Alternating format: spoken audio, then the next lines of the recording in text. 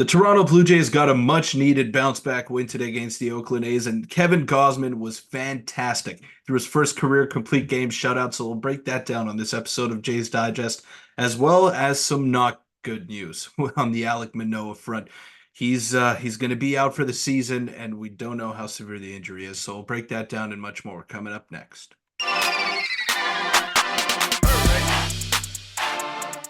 What's up, Jays fans? I'm your host, Peter Vryonis, alongside host Nick Gosse. And the Toronto Blue Jays got some good news today with Kevin Gausman and Yariel Rodriguez starting to continue his rehab in AAA.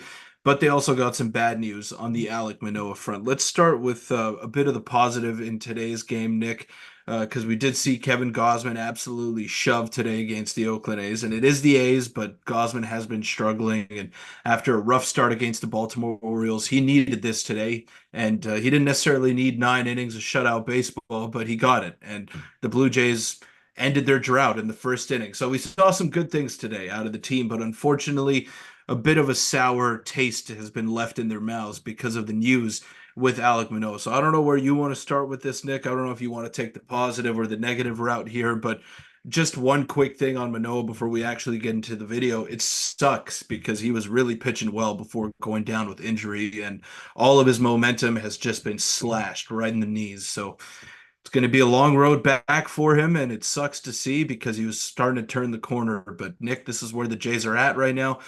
They got to find answers, and they got to find them quickly. Yeah, let's start with the positive. Obviously, the Jays today coming in. Peter, this was one of the Nick Gosse declared must-win games. I decided before the game, copying Johnny. I was Johnny with you from on Game that 14. one. Yeah. Yesterday's game was absolutely heartbreaking. I ended up staying up late because Mom an hour and a half past Eastern time. It was devastating. But today, Peter, Kevin Gausman, you do not see, and they mentioned it in the broadcast, Buck Martinez and Dan Shulman, you never see complete games anymore with the way that pitchers are, cared for now, especially with all the Tommy John surgeries and elbow issues. Kevin Gausman went out and absolutely shoved today. You mentioned it. Not often do I put one screenshot in for the box score because that's how little there was under the pitching section. 9 innings, 5 hits, 10 Ks, 1 walk. I mean, and I'm very happy that the offense, was getting to in a second, Peter, was actually able to help Kevin Gausman out today, because yesterday, I want to give a quick shout out to Chris Bassett, who was absolutely dominant, almost as good as Kevin Gausman today, but the offense let him down. But today, Peter, Vladimir Guerrero Jr. had a good game. We saw Spencer Horwitz get the nod at the second spot in the roster there, in the lineup, sorry. He walked. He looked okay. He looked pretty good. What were your thoughts on just the game in general? The offense, they're so hit and miss. Yesterday, they were awful. Today, they were very good. A bunch of 2-out hits in the 5th inning when they put up a 5 spot. Everyone is playing great. Isaiah Kiner-Falefa continues to be good. But again, it's hit or miss with this team. But a much-needed win, and the Jays are inch closer to 500 again. And as crazy as this season has been, Peter, they're right in the thick of it for the wild card race right now with the Twins flaring out a little bit. Well, Medina, the starter of the Oakland A's, really helped them out with his lack of control today. He was Right down all over the map in that first inning, and that was a big reason why the Jays were able to snap the drought. Danny Jansen with the sac fly to left field, and then Horwitz came in for the consequential first run in the first inning there. But yeah, the offense was good today, came up with some timely hits, a couple of very nice swings out of Bo Bichette as well.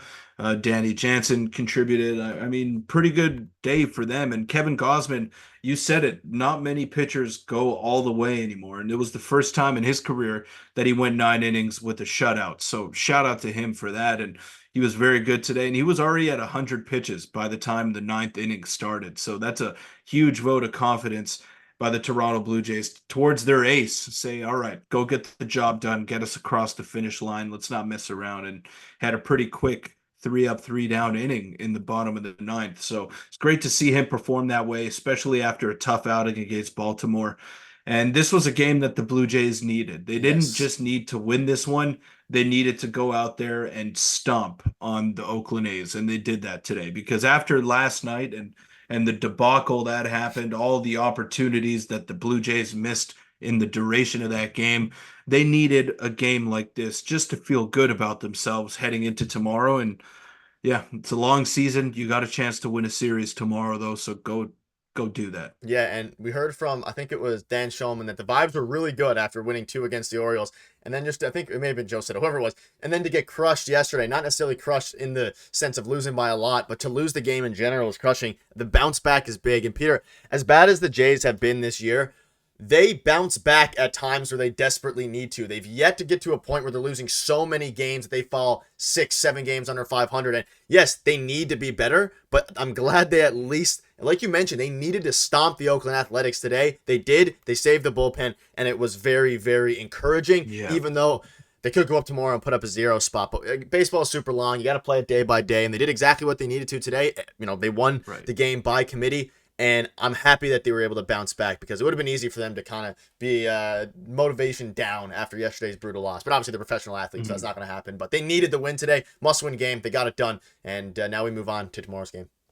And the thing with this team is that they're kind of treading water right now. They're staying above water, but they're not necessarily making up ground, and they're not losing ground either. They're just remaining the same. What the Jays need to do is go on a lengthy win streak. We haven't seen that in what feels like 2 years now. They need to win, let's say 8 and 10. They need to win 9 and 10 or something like that. They need to rattle off a few wins in succession, and they just got to figure a pattern here to pick up some wins, because you can see how much more talented they are than the Oakland Athletics, and they should be. Their payroll is like 5 times that of the Oakland A's. So they shouldn't be losing. Obviously, it's baseball. It's a 162 game season. There's the element of randomness in there as well, but you should not be losing in the way that you did last night to the Oakland Athletics. So it was a great bounce back today. Which is not something that we've seen with regularity with this Blue Jays team this season. So I guess that's the silver lining that we could take out of this. Great result today. You have to go out and win the series tomorrow. No excuses, no questions asked. Yeah, tomorrow's another one of my must-win games. And Peter, at the time of recording, I'm right there with you, man. Yeah, the games haven't finished yet, but the Jays are only 2 games back of a wild card spot at this moment, depending who wins and lose. So as crazy as things have been, and you mentioned the making up and they've been treading water, they've made up 2.5 games of ground over the past 10 or so games because of other teams who are going on these big losing streaks and haven't been able to bounce back. So a bit of Nick positivity for this one. But let's quickly move into the negativity now, which is very sad. Yesterday was a crazy news dump, Peter. We obviously had the 2 videos. You had your live stream with the Biggio thing. I'll save my opinion on that. Crazy, he got DFA'd. Makes total sense, though. I'm not against the move. But right after that, Alek Manoah kind of came out that he will undergo UCL surgery. We don't know if he's getting Tommy John yet. And you can see the bottom, a long recovery awaits way to Manoah, but how it impacts the Jays right now. Kikuchi's hitting free agency. Berrios, Gosse, and Bassett are free agents after 20, or in place for 25. Sorry, obviously not free agents. After that, less certain options. Tiedemann is on his way back as well. Absolutely devastating news for him. He was finally starting to look like his old self, his 2021, 2022 self. I don't know. There's not too much to touch on for me on this. Horrible news. We hate it. Next up by committee, Yuri Rodriguez is on his way back. Ricky Tiedemann is starting to be better. We've seen the bullpen start to shore up a little bit with Chad Green and players like that. So it's okay for the current team, but you hate to see it from Manoah because he really was bouncing back and looking like his old self again. And you said it, he's one of your favorite players to watch on the field, and to see him go out for at least this year and then probably, I'd say maybe half of next year, depending how much he recovers, is brutal. Yeah, and it's not just his play on the field when he's right. When he is right and when he is playing like Alek Manoah of the past, it just has an effect on the team. It has a positive effect on the team. And you could see when he was going out there and giving 7 innings and being confident, being cocky like he usually is, that rubs off on the rest of the team and they start to feel it after. He's the one guy on the team, and I'd put Vladdy in this conversation as well. When those 2 guys are rolling, they just have a difference-making ability, not necessarily just on the field, but off the field as well. They're big, fiery characters, both of them, and they have the ability to just command a locker room, and everyone gets behind them and rallies behind them. That's the kind of feeling that you get with Alek Manoah, and that's why he is one of my favorite players. So it was great to see him start to turn the corner, and now his momentum is just wiped out completely, which sucks because he really was looking good and heading in the right direction. It's going to be a long road to recovery now. He is a part of the future of the Blue Jays, whether we want to accept it or not. So they're going to work alongside him and get him back to where he needs to be. But Nick, it won't be easy. And yeah, he's going to miss the rest of this season, probably going to miss a bit of time next year as well, because this is not happening at the beginning of the season. This is a mid-season injury right here, so it's going to take a while. And we got to keep an eye on Adam Macko as Yeah, well, the I Blue was him. Jays prospect. Yeah, Adam Macko really tearing it up in Double A ball, lefty.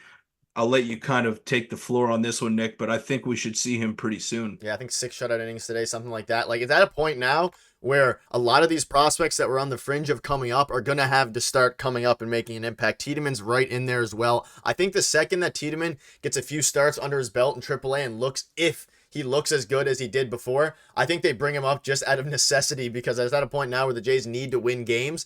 And if their best bet to win games is Ricky Tiedemann, we saw them DFA. Kevin Biggio was with the team for however many years in exchange for a guy who they think is going to help them win right now. So a lot of guys are going to be coming up, and a lot of guys are going to be ready to go there. But let us know in the comments what your thoughts are on that. Do you have any final thoughts, Peter? I think that we're going to see some more moves come up. I wouldn't be surprised. I'm just going to throw this out there now. If Daniel Vogelbach gets DFA'd soon in exchange for one of the other minor leaguers, whether that's Arelvis, Burge, or one of those guys, I think they're starting to move towards moving some guys off, and I think that is one of the reasons that Vogelbach hasn't been DFA'd yet. Even though he's having one of the best OPSs over his past few games, I would not be surprised if he hits a little cold spell that they call up one of the prospects who's mashing in AAA. Yeah, I think so too, because he doesn't really provide much other than his bat. So, yeah, if he does go cold, or if he has an 0 for 12 or an 0 for 15 streak, then yeah, it might be time to move on. They let him have his first cold spell, but after that, he's been hot lately. But if he's not cutting it, then yeah, they're probably going to cut ties. And we've seen a lack of patience with the fan base, but we've also seen it with the front office as of late as well. You said it. Biggio was part of this organization for 9 years, and they had a sense of loyalty towards him for the past couple of seasons, in the sense where they were giving him the playing time, they were allowing him the opportunities to take over some starting jobs, and he just couldn't do it. So patience is wearing thin, not only with the fan base, but with the front office as well. So if you're not cutting it on the field, there are guys that can replace you in the minor leagues, whether it's Adam Macko, whether it's Ricky Tiedemann, Yariel Rodriguez, or Aurelvis Martinez and Addison Barger on the hitting side of things. There are guys that are playing well in the minors that can step in and make an impact. And if you're not cutting it and you're not making that much money, then you're easily replaceable, at least in today's MLB. Yeah, let us know what your thoughts are on that. That'll wrap it up. Hopefully, Manoa, full recovery. But if you want to check out a video, congratulations, clicking your screen now. Make sure to hit the subscribe button. We're on the road to 12,900. Thank you guys for watching. See you soon.